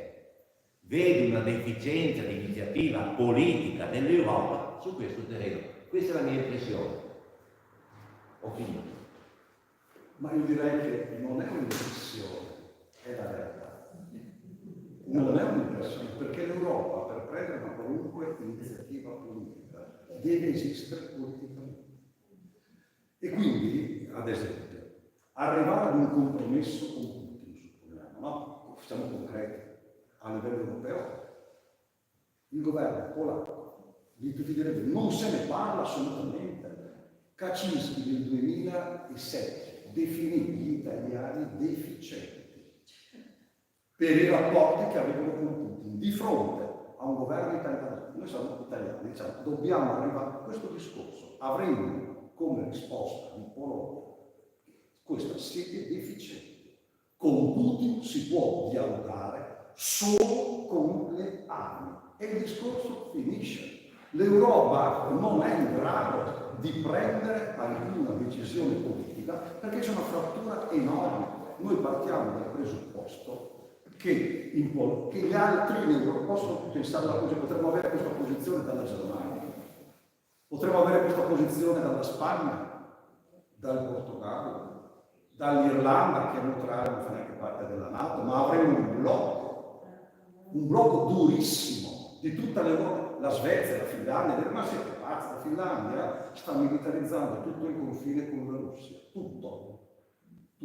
Perché? Perché di fronte, loro dicono, non c'è un interlocutore, non è possibile arrivare a nessuna forma di dialogo, quindi è già la premessa, diciamo, sbagliata, cioè l'Europa non fa nulla, perché non può fare niente. Perché l'Europa è profondamente divisa e agisce in termini minimalistici. Lo si vede anche sulle armi. Ma non ha alcuna capacità decisionale perché mettere assieme 27 paesi che nei confronti di Putin hanno visioni completamente diverse o quasi, è impossibile. Ripeto, Kaczynski 2007. Erano gli anni in cui Berlusconi dialogava, non solo lui, anche la Germania, con Putin. E lui ha proprio usato, lui in polacco ha usato un'altra espressione, detto siete dei coglioni. L'ha detto chiaramente, perché con Putin non si può e non si deve mai dialogare. 2007, allora come fanno? Già qui è impossibile, cioè lo possiamo dire con auspicio. L'Europa non è in grado di intervenire, quindi è verissimo, ma non è un'impressione, è una realtà ontologica, l'incapacità di intervento dell'Europa, perché l'Europa non esiste politicamente e comunque è profondamente divisa. Quali sono i due grandi attori che hanno voce in capitolo? Stati Uniti e Cina. Certo, loro sì, perché Xi Jinping, che ha già adottato Putin come suo vassallo, forse Putin non lo sa, ma Xi Jinping è già andato in Kazakistan a dire che Putin, qua ci sono io, non c'è Putin, quindi è chiaro che la potenza della Cina rispetto alla Russia è enorme. Xi Jinping e Biden, al momento Biden, domani non so chi, ma loro sì hanno questo potere, loro sì, certo, loro sono in grado di portare avanti iniziative politiche, ad esempio, facciamo anche esempi concreti, gli Stati Uniti dicono smettiamo di fornire armi all'Ucraina, la guerra è già finita. Infatti Trump l'ha detto, vado al potere io, e nel giro di un quarto d'ora, certo, poi non so tra un anno, 2, 3, ma la guerra finisce. Ma i due grandi attori sono Stati Uniti e Cina. L'Europa è vero che non ha mai preso nessuna iniziativa, perché non può prendere iniziative, ma è vero che l'Europa non prende iniziative sul Medio Oriente, sono i singoli Stati. È vero che l'Europa non ha preso iniziative sui flussi migratori, se non politiche molto tiepide, perché l'Europa ha quel problema esistenziale di fondo che è politicamente inesistente e non si può pretendere da una creatura morta o inesistente di agire politicamente. Quindi l'Europa non ha fatto nulla finora e continuerà a non fare nulla, a meno che miracolosamente da domani i 27 paesi, Orban compreso, e ogni volta per me comunque Orban dice no, trovino un accordo, ma finora non è stato così. Mai, ma perché l'Europa politicamente, anche sulla Cina, non ha una posizione comune. Ricordate Di Maio quando è entrato nella via della seta? Cioè, voglio dire, l'Europa non può prendere posizione, non può, perché politicamente non esiste. Quindi questo grave punto di domanda, come si arriva alla mediazione con Putin, lo decideranno Xi Jinping e gli Stati Uniti. L'Europa si accoderà alla decisione americana o comunque brontolerà, protesterà, ma i singoli paesi europei. Ursula von der Leyen, conoscete il ministro degli esteri europeo? Che è? L'alto rappresentante per la politica estera e di sicurezza europea. Ha il nome alto rappresentante, ma che è? Vorrei che l'ho sentito, non esiste, non abbiamo un ministro degli esteri, perché e quindi non possiamo pretendere dall'Europa ciò che non può assolutamente dare, perché ripeto, l'Europa è inesistente e continuerà ad essere. E se ci sarà una decisione comune, sarà perché i 27 paesi improvvisamente illuminati sulla via di Damasco trovano, ma quando si trova un compromesso è un punto minimale. Non è come la Cina, Xi Jinping decide lui e quello che decide va bene, o gli Stati Uniti. Quindi c'è questo problema, appunto, dell'inesistenza politica dell'Europa. Secondo, è vero che la narrazione è fondamentale, ma ad esempio di fronte e dietro alla narrazione di Putin, di Erdogan, di Xi Jinping non ci sono i potentati economici, c'è l'obiettivo del mantenimento del potere. L'economia è importante, ma non è tutto. Nel regime di Putin non ha convinto i russi con i potentati economici o con una narrazione militarista dettata e imposta dall'apparato industriale militare russo. È un meccanismo più semplice e più sottile. io devo lavorare la vostra pancia su questi vostri bisogni primordiali e far vibrare le corde che avete dentro secondo determinate frequenze. Se Putin avesse parlato a vantaggio dell'apparato militare industriale, sarebbe stata una cosa pesante. No, Putin ha capito perfettamente quali erano queste corde, conosceva bene il proprio popolo, meccanismi interni a quella popolazione, ha toccato quelle corde, ha costruito in maniera totalitaria una narrazione ben precisa, ripeto, Dio, fondamentale, patria, nazione e famiglia. Nei discorsi di Putin la famiglia è fondamentale, la famiglia tradizionale, contro le famiglie, per Putin la famiglia allargata, che non sia diritti degli omosessuali, Putin che chiede, è un peccato atroce, ecco perché Dio si serve di Putin per imporre la sua volontà. Ma noi vediamo, ma ha una forte presa sulla popolazione questo. I discorsi di Orban in Ungheria sono identici. Dobbiamo ritornare alla cristianità, a fare dell'Ungheria e dell'Europa il paese e il continente di Dio. E quindi l'ungherese medio, ma vuol dire il 65% dell'ungherese, si sente sollecitato da questi discorsi, perché noi siamo dalla parte di Dio. Quanti sono i politici che dicono Dio è con me? Allora, se lo dice un politico poco credibile, non si fa una risata, ma se lo dice un politico credibile, quel Dio con me, Gott mit uns, diceva Hitler, è vincente, è quello, il trapano, la trivella, il meccanismo per entrare nei cuori, nelle coscienze, nella sensibilità e quindi fidelizzare un'intera popolazione. Se voi sentiste, guardate adesso qui, facessi un'analisi comparativa, Putin, Erdogan e prendiamo anche Orban, sentiamo i loro discorsi. Lingue diverse. Putin, il dio di Putin è quello cristiano ortodosso. Per Orban è Dio e basta, per Erdogan è Allah. Quindi cambiamo questo. Cambiano le platee, musulmana, quella di Erdogan, cristiano ortodosso, ma sentiremo esattamente gli stessi discorsi. Cioè il software è lo stesso. Cambia l'hardware perché si rivolge a gruppi diversi, ma la logica, il meccanismo, la mentalità è esattamente lo stesso. E sarebbe interessante se il discorso di Erdogan, tradurlo in russo e vedere che dice le stesse cose di tutti, poi tradurle in inglese e vedere che anche lì sono esattamente le stesse cose. Quindi, io penso, capire bene e fino in fondo, bisogna immergersi in quelle acque, nelle acque in cui i fenomeni avvengono.